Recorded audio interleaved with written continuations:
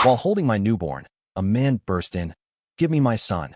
My wife's face went white. I had never felt more exhausted and more alive at the same time. After 12 hours of pacing hallways, whispering encouragement, and holding my wife's hand through her screams, I was finally holding our newborn son. The weight of him in my arms was terrifying and grounding all at once. He was small, red-faced, wrapped in a blanket with the hospital's generic blue and pink stripes, and yet he felt heavier than any responsibility I had ever carried. My whole life shifted the second I looked down at him. Megan, my wife, lay propped up on the bed, her skin pale with sweat, hair plastered to her forehead, but smiling weakly. She looked exhausted, but there was something else flickering in her expression. I thought at first it was just the haze of painkillers and adrenaline, but later I would realize it was something darker, a silent storm already gathering. The room was quiet except for the baby's soft whimpers, the hum of machines, and the shuffle of a nurse checking vitals.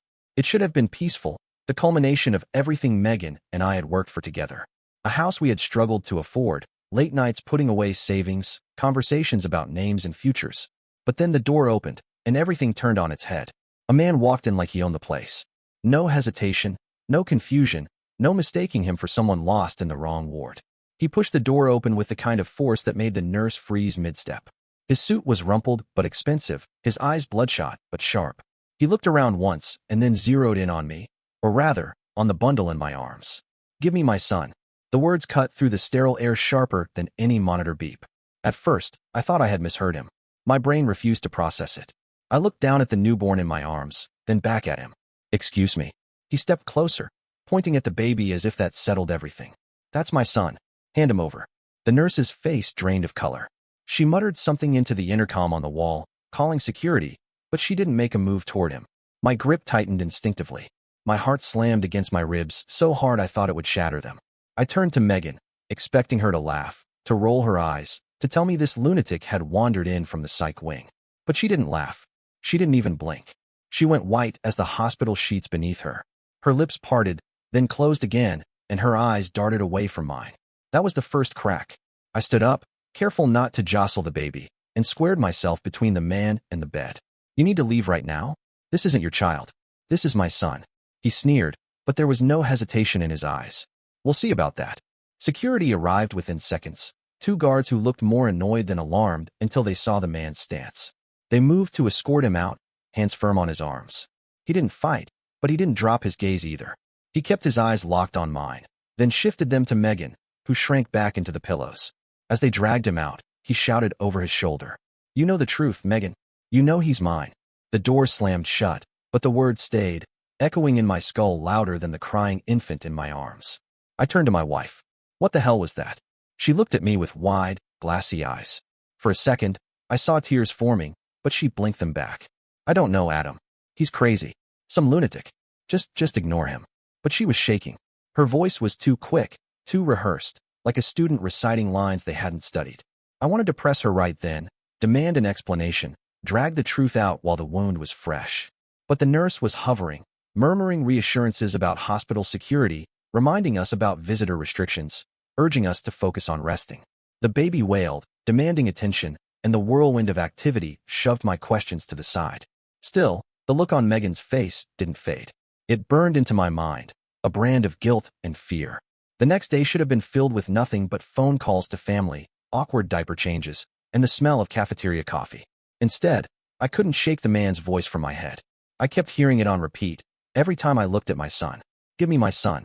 I didn't even know his name, but his face was seared into my memory. The cut of his jaw, the way his suit hung slightly off his frame, like it had been tailored for better days. The confidence in his stride. This wasn't a drunk who stumbled into the wrong room. He had known exactly where to go. When Megan's parents arrived that afternoon, I thought about telling them. But Megan squeezed my hand so tightly under the blanket that I kept my mouth shut. She smiled at her mother, cooed at the baby, and acted like nothing had happened. To anyone else, she seemed just tired, overwhelmed, recovering. But I could feel it. Her grip too firm, her laugh too hollow, her eyes avoiding mine whenever the baby was mentioned. That night, while she slept, I sat in the uncomfortable vinyl chair and stared at my son's face. He had Megan's nose, my chin, or at least I told myself he did. Babies were too fresh, too unfinished, to really resemble anyone yet.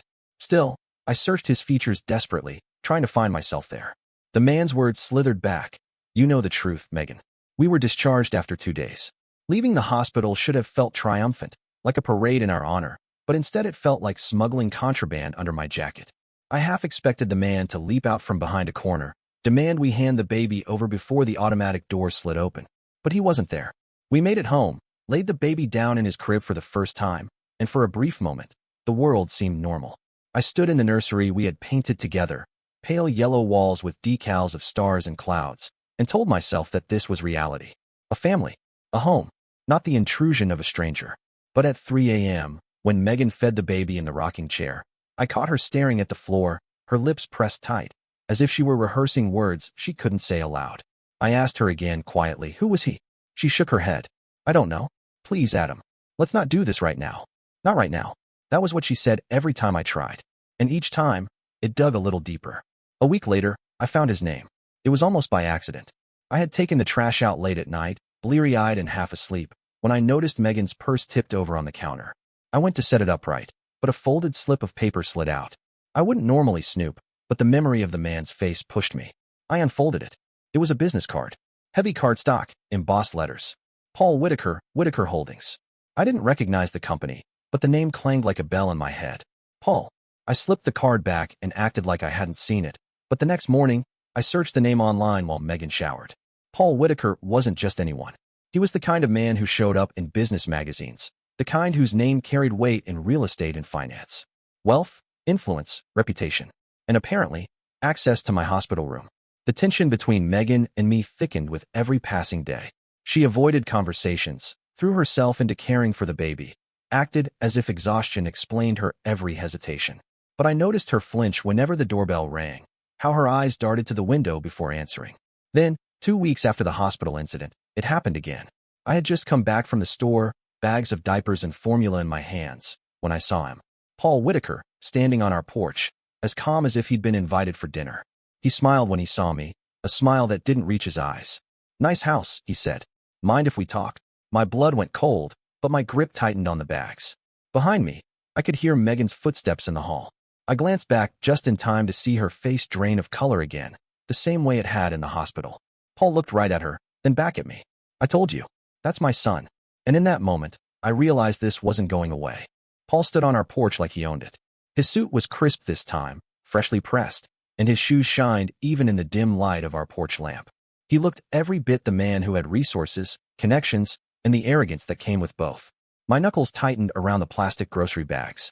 The diapers and formula inside seemed absurdly small against the weight of what he was demanding with his presence. Megan froze in the hallway, gripping the doorframe as if it was the only thing holding her upright. Her eyes didn't leave him, and the silence stretched too long. That silence told me more than any explanation could. She knew him. I forced my voice steady. "You're trespassing, Whitaker. Leave before I call the police." He didn't even flinch.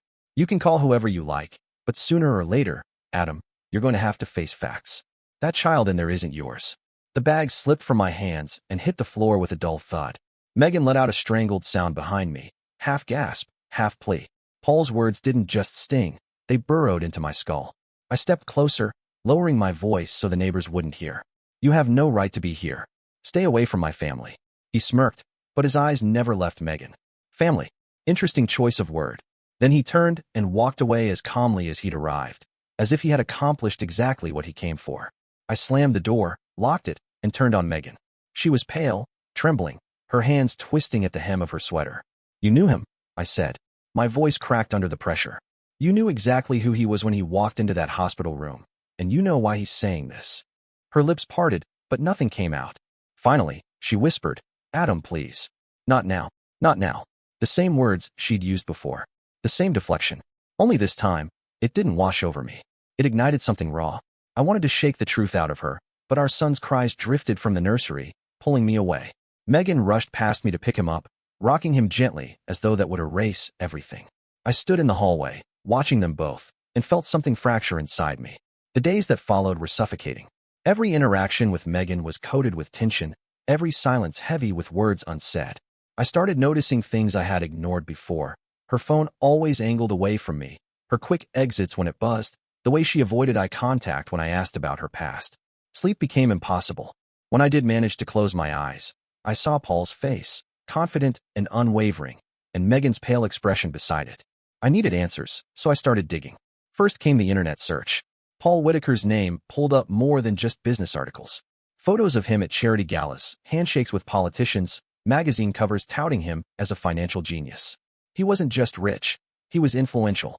A man like him didn't show up at random. He could find anyone, anywhere, if he wanted to. Then I stumbled on an old society page photo. The date was 6 years ago, long before I met Megan. And there she was, standing beside him in a black dress, his hand around her waist. The caption called her his fiancée. My throat went dry. I closed the laptop, sat in the dark living room, and listened to the faint whimpers of my son upstairs. I had been living in a story Megan had written for me, and the real version was only now unraveling. The confrontation came sooner than I expected. I returned home from a late errand and found Megan in the kitchen, phone pressed to her ear. She didn't hear me at first. Her voice was low, urgent. You can't just keep showing up. Adam is starting to suspect. If you push this any further, you'll ruin everything. I froze in the doorway. My chest tightened until I couldn't breathe. She turned, and the blood drained from her face when she saw me. She fumbled to hang up, but it was too late. I stepped forward slowly. Who was that? Her mouth opened and closed. She finally whispered, Paul. The room tilted. I gripped the back of a chair to steady myself. So it's true. You were with him. Tears filled her eyes. It was years ago, Adam. Before you. He left me. He broke everything off. When I met you, I thought it was over. Then why is he here now? Why is he saying this? She covered her face with her hands. Because he never really let go. When he found out I was pregnant, her voice broke. He thinks the baby is his. Her words slammed into me like a wrecking ball. I staggered back, the chair scraping loudly against the tile. Is he? Her silence was louder than any scream. The next day, Paul didn't just show up. He came with papers. I was outside mowing the lawn when a sleek black car pulled up. Paul stepped out, immaculate as ever, a folder in hand. He strode right up to me, ignoring the roar of the mower until I killed the engine. I wanted to give you these personally, he said, handing me the folder. Inside were legal documents, paternity petitions, custody claims, demands for DNA testing. My name was there, printed beside Megan's, with our child listed as the subject. I felt my knees weaken. You're insane.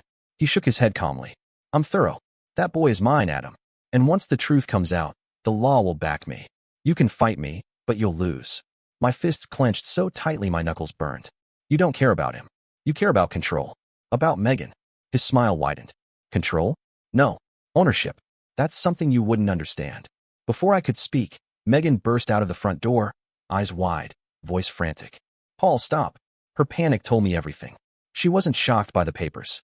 She already knew. Paul left as smoothly as he'd arrived, leaving me in the yard with the smell of cut grass and betrayal choking me. The weeks that followed were a blur of lawyers, whispers, and sleepless nights. Paul had money, connections, and a legal team that seemed to move at lightning speed. I had confusion, rage, and a wife whose loyalty cracked more each day. The court ordered DNA testing. Megan tried to soothe me, saying maybe Paul was bluffing, maybe the results would prove everything wrong. But her eyes told another story. I agreed to the test. I held my son as the nurse swabbed his tiny mouth, my hands trembling as if I was betraying him by even questioning his place in my life. Then came the waiting. During those days, I started piecing together conversations Megan had let slip. Old friends she had never introduced me to.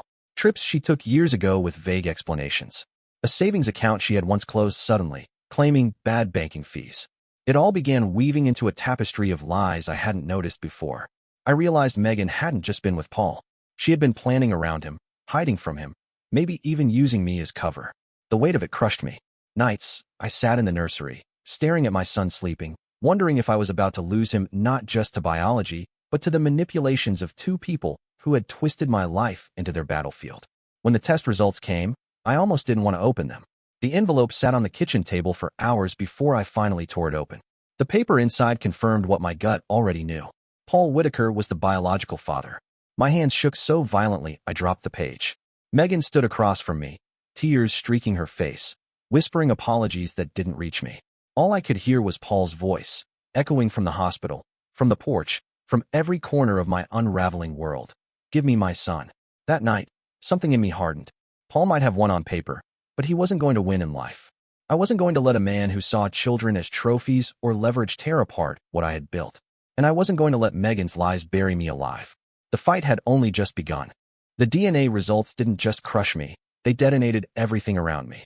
The day after I opened that envelope, a summons arrived, demanding I appear in family court. Paul's legal team had moved faster than I thought possible, filing for partial custody and visitation rights. It felt surreal to see my son's name on a legal document, printed in cold typeface, treated like a disputed piece of property. Megan sat at the kitchen table across from me, staring at her untouched coffee. Her eyes were bloodshot, and her hands shook as she tried to hold the mug. "Adam, I never wanted this," she whispered. I laughed bitterly. "Never wanted this? You hid him from me. You hid everything from me." She didn't answer. She just sat there in silence, as though her grief excused her betrayal. Court was nothing like I expected. I walked into the courthouse with my lawyer, an old family friend named Douglas Green, whose wrinkled suit and blunt honesty were the only comfort I had. On the other side of the aisle, Paul stood like a man walking into his boardroom. His suit was sharp, his hair perfectly combed, his lawyers polished and professional. He shook hands with people in the hallway as if this wasn't a custody case, but a networking event. The judge looked tired before the case even began. Family court, I realized quickly, wasn't about justice. It was about paperwork, procedure, and whose lawyers were better at spinning the story. Paul's side painted him as a wronged father, deprived of knowing his biological child. They used words like natural rights and biological imperative. They described his wealth, his resources, his ability to provide a better life. When it was my turn, Douglas kept it simple. He described me as the man who had been there since day one, who had held the baby in his arms, who had fed him at 3 a.m. when Megan was too exhausted to move. He framed me as the steady presence, the father by action if not by DNA. But even as he spoke, I could feel the weight of biology pressing down. Paul's smug gaze across the room told me he thought he had already won. The judge ordered temporary joint custody until a full hearing could be scheduled. That meant visitations. That meant handing over my son to Paul, even if just for hours at a time. The first exchange was like watching my heart get carved out. Paul showed up with his lawyers, smiling as if he had just acquired a new business asset. He held my son like a trophy, not a child, and whispered something in Megan's ear that made her flinch. I clenched my fists so tightly that Douglas had to grip my arm and murmur, "Patience, Adam. You can't lose your temper here." That's exactly what he wants. But it burned. It burned like acid every time I saw Paul walk away with my son. Every time I imagined what kind of man he'd grow up emulating if Paul truly became part of his life. It was during one of those exchanges that I began to see Paul's real game. He didn't care about bedtime routines or feeding schedules. He didn't even ask Megan about pediatrician appointments or allergies. What he did ask about was me. "How's Adam handling this?" he asked Megan once, his voice dripping with amusement. Or, "Does Adam know you used to stay at my penthouse? Does he know the real you?" Megan's face would crumple, and Paul would grin at me, as if every word was another blade twisting into my chest. That was when I realized this wasn't about the child. This was about control, about punishing me for daring to exist in a life Paul once claimed. The turning point came when Douglas leaned across his desk one afternoon, tapping a manila folder. "You know what kind of man Paul is in public, but men like him don't get to the top without skeletons. If you want to beat him, Adam, you need to dig." I hesitated. "You're telling me to play dirty?" Douglas met my eyes. "No, I'm telling you to play smart. He's already playing dirty. If you fight clean, you'll lose." So I started digging. At first, it was surface level, articles, financial filings, whispers in online forums. Then I started talking to people, old business associates, former employees, even a woman who had once been his secretary but left abruptly. The picture that emerged wasn't pretty. Shady real estate deals, lawsuits buried under settlements, accusations of intimidation against competitors. Nothing that had ever stuck in court, but enough smoke to suggest fire. The real breakthrough came from a man named Harold, a contractor who had worked on one of Paul's developments years back.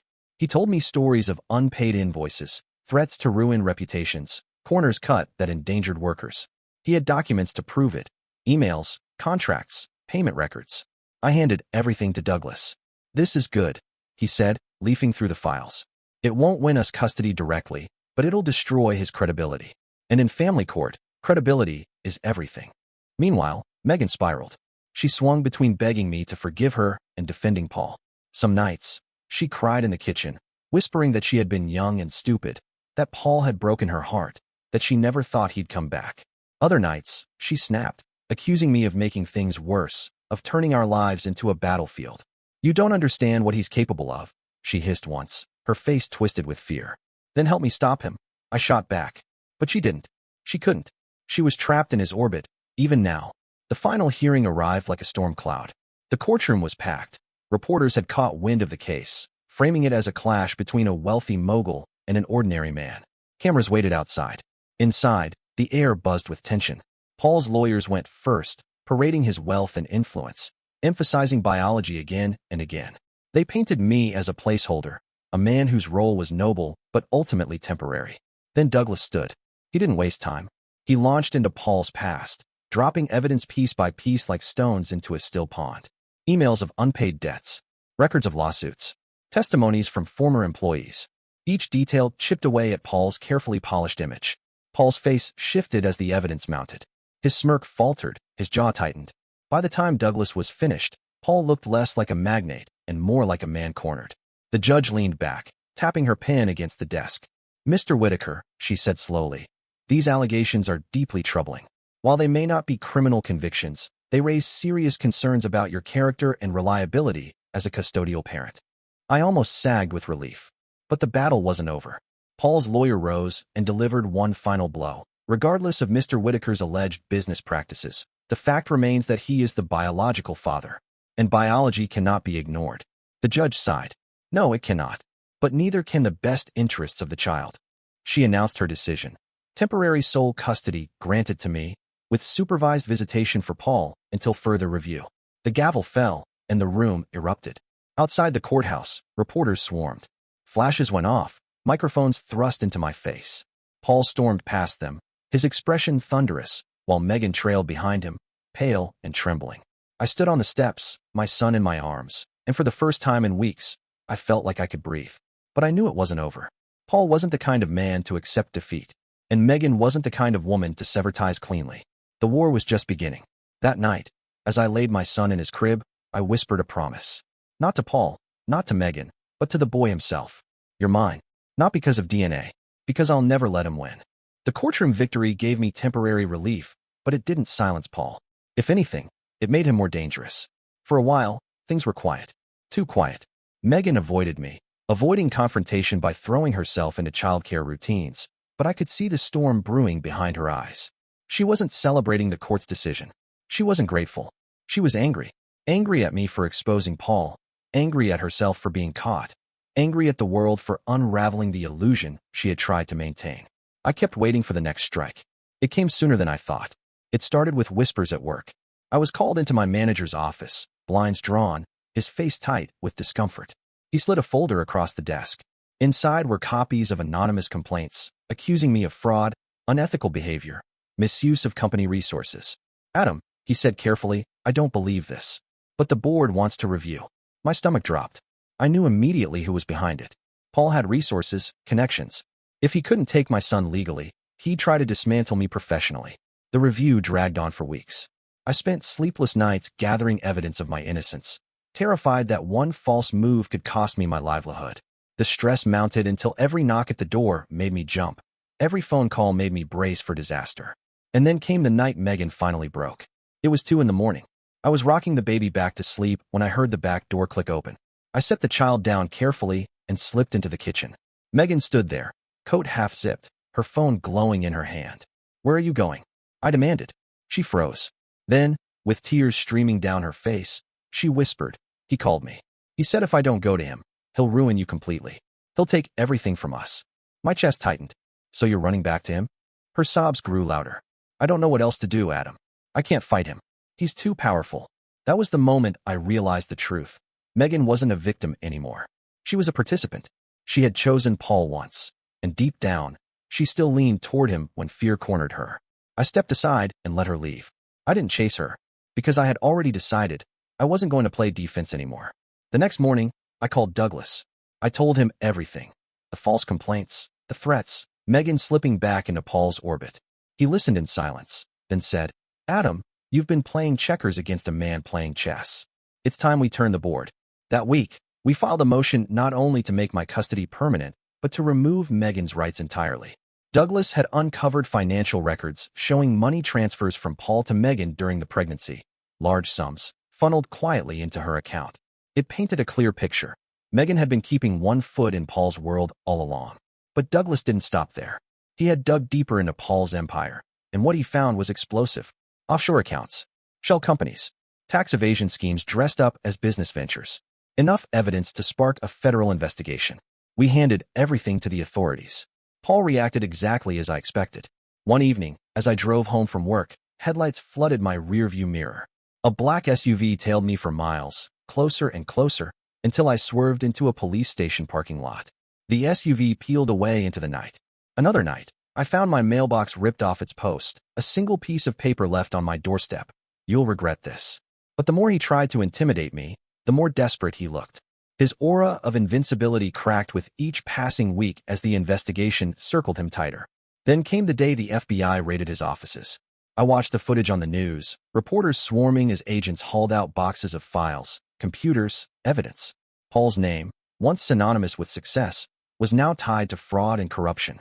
His face splashed across every channel, no longer a mogul but a criminal under scrutiny. Megan returned that night, eyes hollow, her hands shaking. "He's finished," she whispered. "They've taken everything." I looked at her, at the woman who had once promised me forever but had built that promise on lies. "So are you," I said coldly. Her mouth opened, closed. She begged, pleaded, that she had been manipulated, that she had never stopped loving me, that she had chosen me in the end.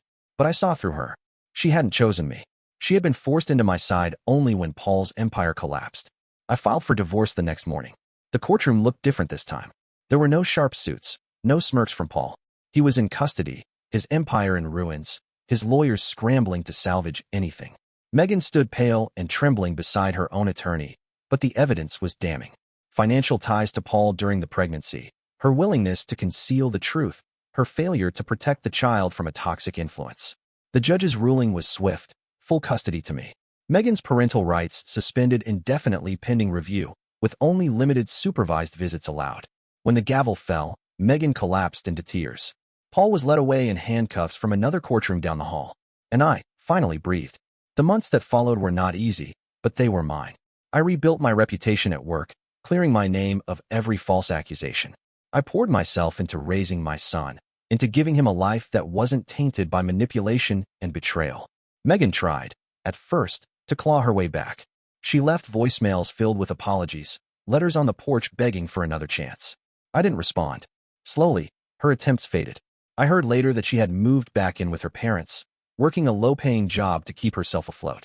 Her reputation, once tied to Paul's wealth, had crumbled alongside his. Paul, meanwhile, faced trial after trial. His assets were seized, his name dragged through the mud. He would spend years behind bars. The empire he had built through intimidation and greed dissolved overnight. Karma had caught them both. One evening, months later, I stood in the nursery. My son, slept peacefully, his tiny chest rising and falling. I leaned against the doorway, the weight of everything behind me, and felt a rare sense of calm. I whispered, "You'll never know him. You'll never be part of their games. You'll grow up free." For the first time since that man burst into the hospital room demanding my child, I believed it.